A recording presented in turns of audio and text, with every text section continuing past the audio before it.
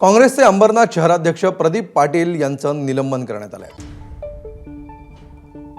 Amarnath block committee देखील बरखास्त करण्यात आलेली आहे। निवडून आलेल्या 12 नगरसेवकांना कारणे दाखवा नोटीस देण्यात आली आहे। हर्षवर्धन सपकाळ यांच्या आदेशानंतर ही कारवाई करण्यात आली आहे। अंबरनाथमध्ये भाजप आणि काँग्रेसच्या युतीनंतर ही कारवाई झाली आहे। पक्षशिस्तीचा भंग करणाऱ्या नगरसेवकांचं पक्षातून निलंबन करण्यात आलंय।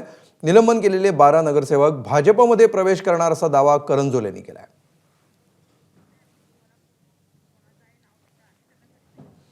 तर भाजपचे अंबरनाथ जिल्हा उपाध्यक्ष गुलाबराव करंजुले सध्या आपल्या सोबत आहेत। गुलाबराव, ज्या प्रकारे अंबरनाथमध्ये घडामोडी घडत आहेत, नेमकं काय घडलंय आणि आपण नेमकं आता काय दावा करताय? म्हणजे ज्या वेळेस आमची आघाडी झाली हो, त्याच वेळेस काँग्रेस आमच्यामध्ये विलीन होणार होती, प्रवेश करणार होते सगळे 12चे 12 नगरसेवक।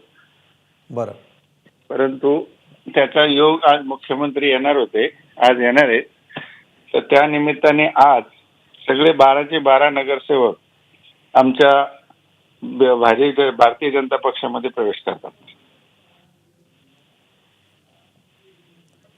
हॅलो गुलाबरावजी, तुम्ही मुख्यमंत्र्यांना किंवा तुमच्या राज्याच्या नेतृत्वाला याची कल्पना दिली नव्हती का? कारण मुख्यमंत्र्यांची प्रतिक्रिया वेगळीच होती।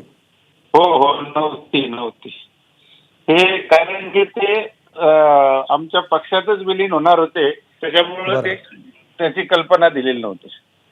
मग त्यानंतर तुमचं मुख्यमंत्र्यांसोबत काही बोलणं झालंय का?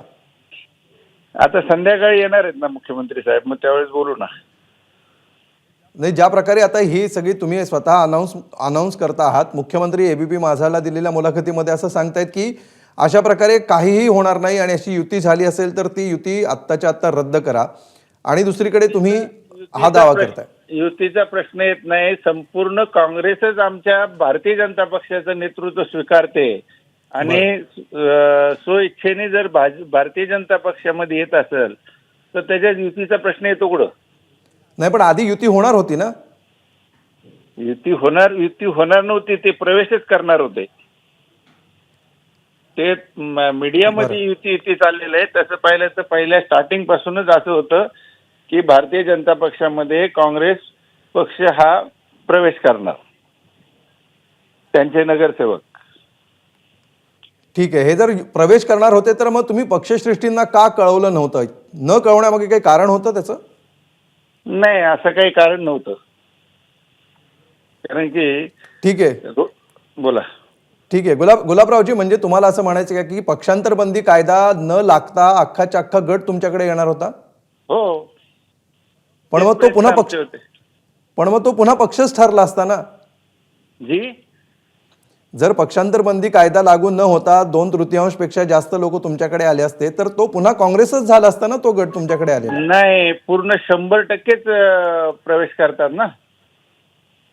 ठीक आहे, म्हणजे त्याचा प्रश्नच येत नाही। 100% 12चे 12 नगरसेवक आमच्यामध्ये प्रवेश करतात। ठीक आहे, म्हणजे ते पक्ष सोडून प्रवेश करणार होते असं तुमचं म्हणणं आहे। धन्यवाद करंजुलेजी, आपण एबीपी माझाला ही सविस्तर प्रतिक्रिया दिलीत त्याबद्दल। एबीपी माझा, उघडा डोळे बघा नीट।